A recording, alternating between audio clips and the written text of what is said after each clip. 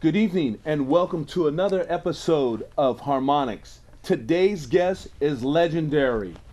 He is one of the best guitar players in the world. He has achieved high status and he is Harvey Mandel. Harvey, welcome. It's a pleasure. It's a pleasure to have you here today. Good to be here. Thank you, sir. You know, I'm going to get into questioning right away with you. Harvey, what actually made you gravitate at an early age to be a guitarist? Believe it or not, back in the old folk days when bongos and congas were happening, I had this urge to play bongo drums. And I actually hooked up with this guy in Chicago, and we went down to a couple of the folk places, and he would sing and play rhythm guitar, and I would play on the bongos. And one day, out of nowhere, I just picked his guitar up and said, "Show me a chord, one chord."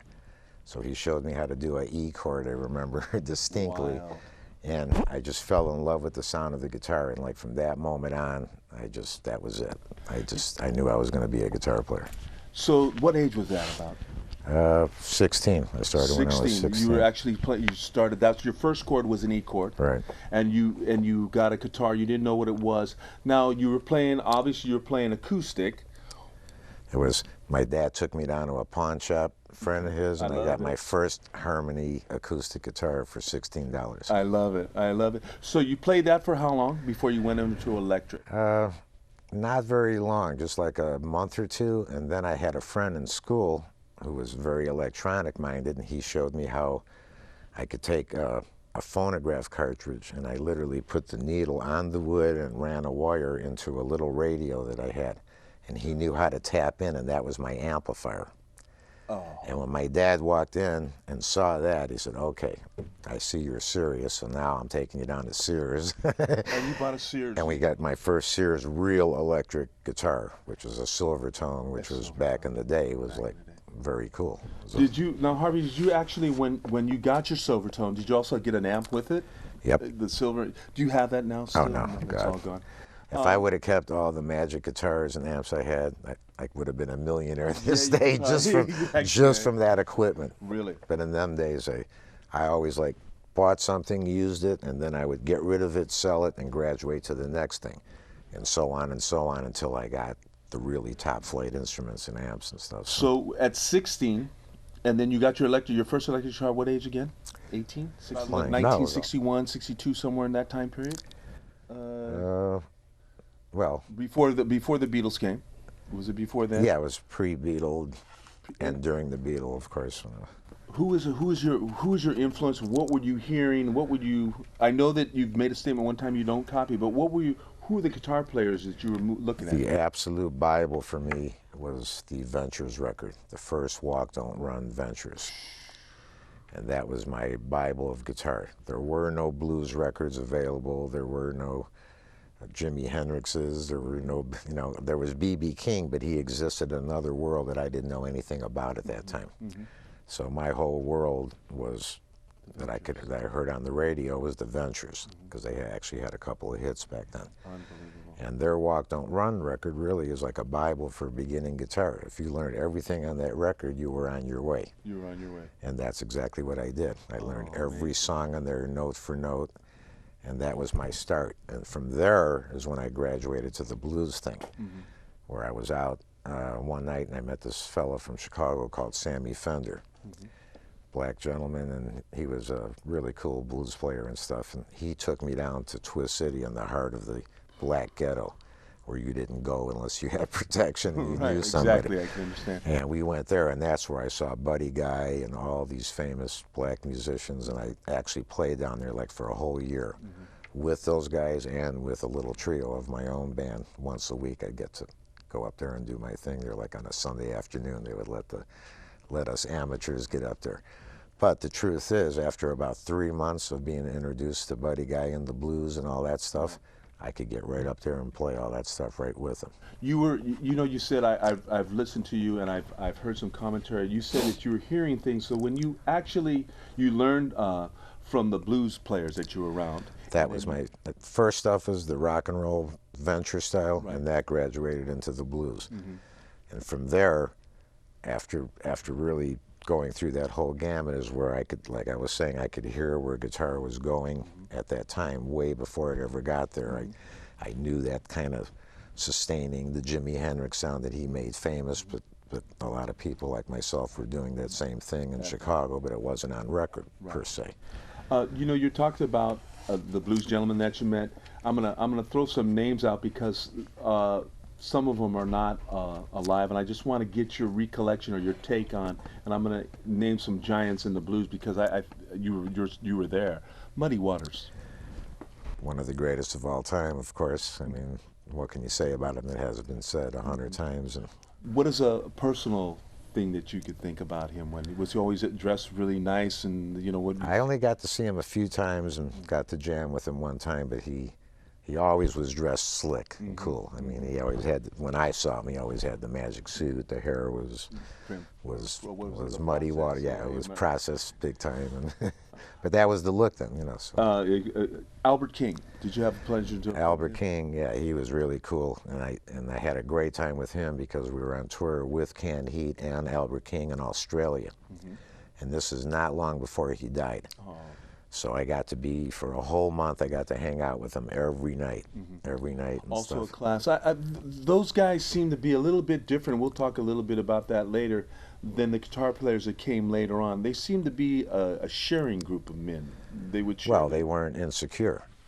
Interesting. They weren't insecure, and they weren't afraid to play and do their thing, and who saw it and who knew what was going on, it was okay.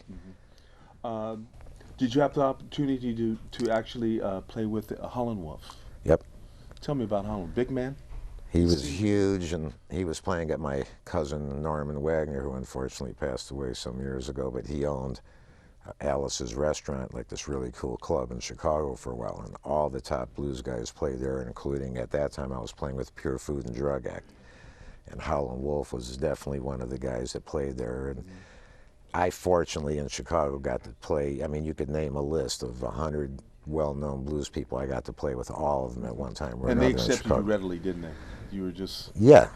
I mean, myself, Mike Bloomfield, Steve Miller, Barry Goldberg, all those kind of people, Charlie Musselwhite.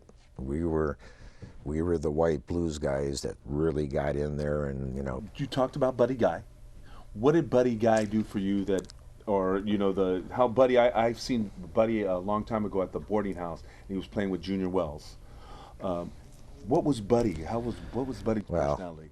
In the old days, he was really a showman, and he, you know, when he was younger, of course, and could do these incredible physical things. I mean, I've seen him leap off stage and hang with one arm on a rafter or a beam in this club and be playing one-handed, and he'd run out in the street with his 100-foot guitar cord and stuff, and they do all these guitar battles. And I learned a lot just from watching him, just the vibe of him and certain things that he played. He was like a little sloppy and wild, and, you know, and not the most precision player in the world, but he had this unbelievable energy and wildness in his playing and stuff that definitely rubbed off on me. So you incorporated some of his showmanship back when you were young? Not so much the showmanship, it was more the guitar ability and stuff. I've never been a leaper and stuff like Buddy Guy.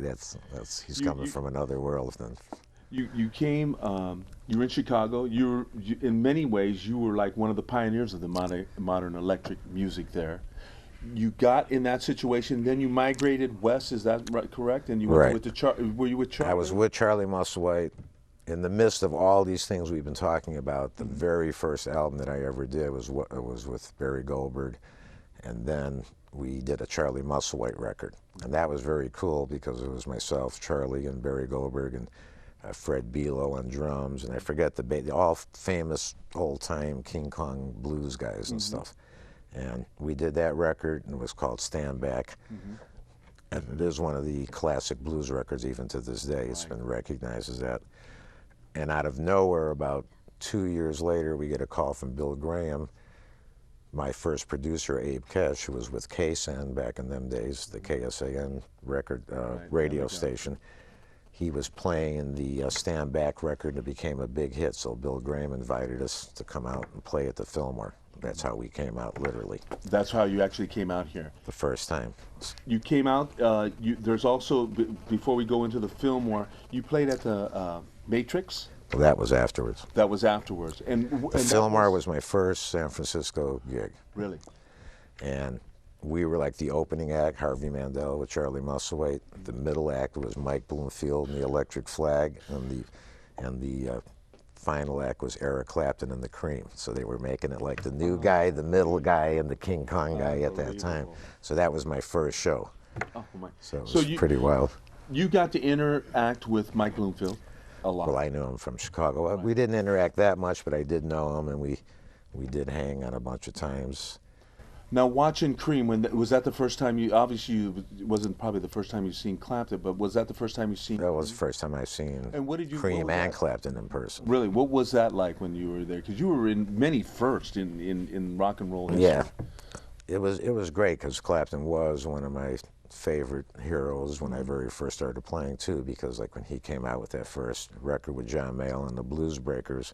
That was a classic. I mean, every guitar player on the planet probably went crazy. And that was pre-Jimi Hendrix and stuff, too. Even before I really heard Jeff Beck at all, except on a couple of things like the Yardbird things. But the Eric Clapton thing was a real classic back then. So that was my first time getting to meet him at the Fillmore, which was great. Was he receptive also to you? I mean, yeah, he was. Mellow guys. At that time, he was unbelievably nice.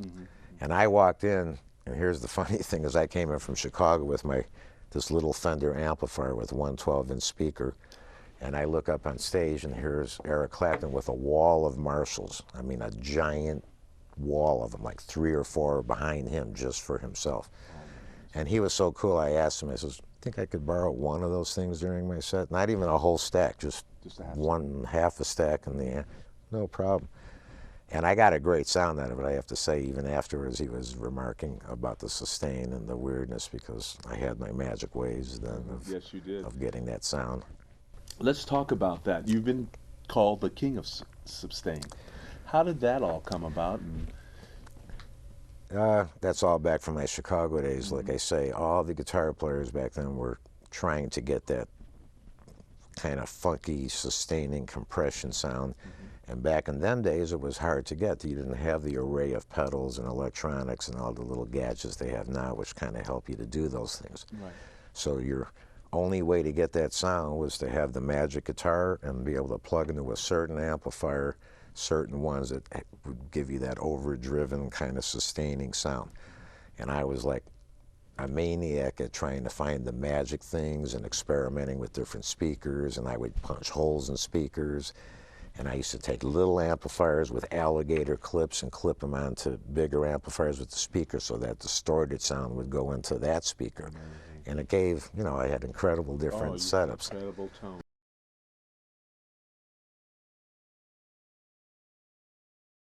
Things don't seem the same, no.